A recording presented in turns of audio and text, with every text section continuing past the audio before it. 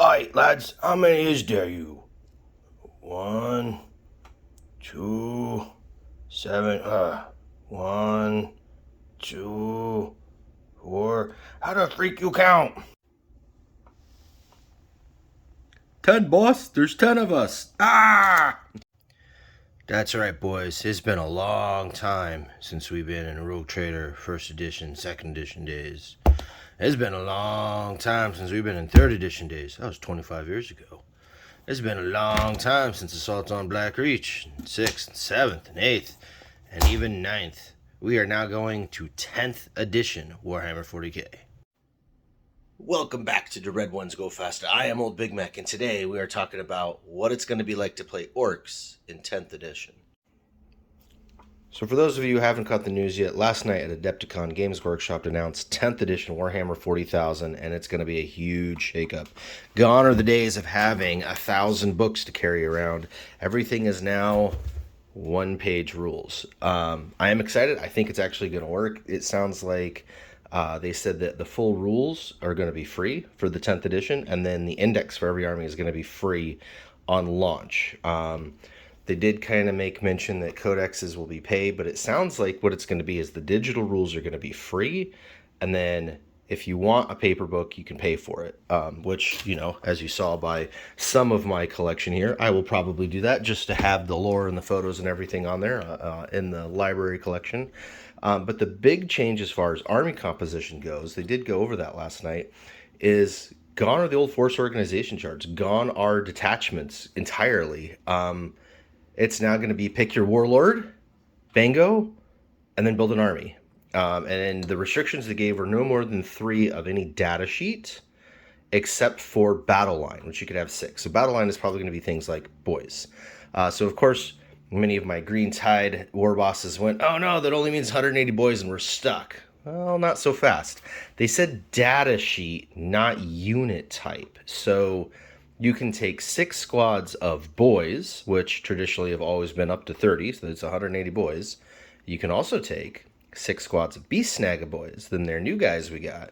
You can also take 6 squads of Grots, if that's what you want. So you can still green tide flood the board on troops. I think more importantly for us to remember, though, is that because it's per data sheet and there's no restrictions on anything else, if you wanted to take, say, 3 squads of commandos too, you could, or 3 squads of Ludas, or Burna Boys, or any of those squads. There's also a chance, being that it's back to data sheet, they can bring back some of the older cool stuff like Ard Boys. Those of you from 3rd edition probably know what I'm talking about. If you haven't played 3rd, you got no idea what I'm going on about.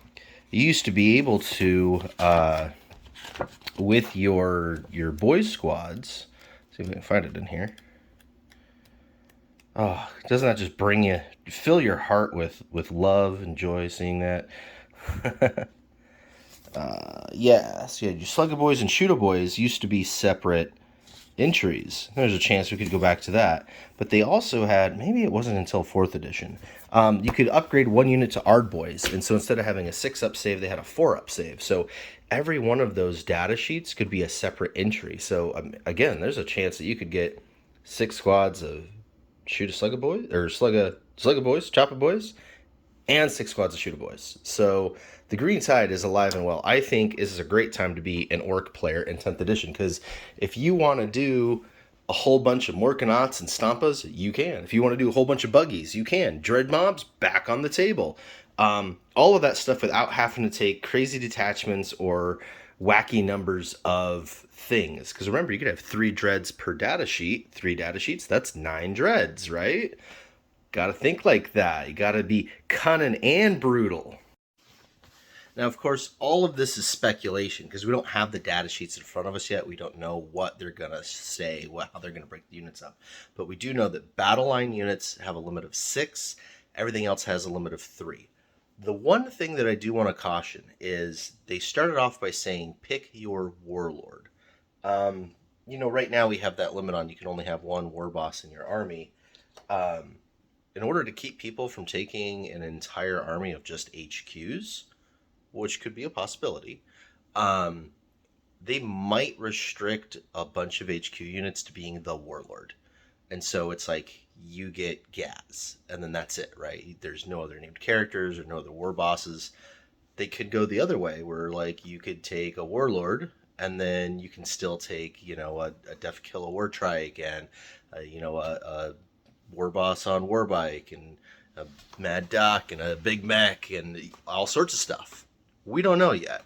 But that's the one thing that I'm kind of a little leery about. If they really clamp down that restriction on HQs, that means you're really only going to have the one war boss out there, and that might restrict the builds a bit as far as like being able to power up the army. Now, the thing that I'm most excited about, honestly, other than just being able to build the army any way you want, is that they talked about morale changing and how you're not going to lose models from it. It's going to make the units less efficient.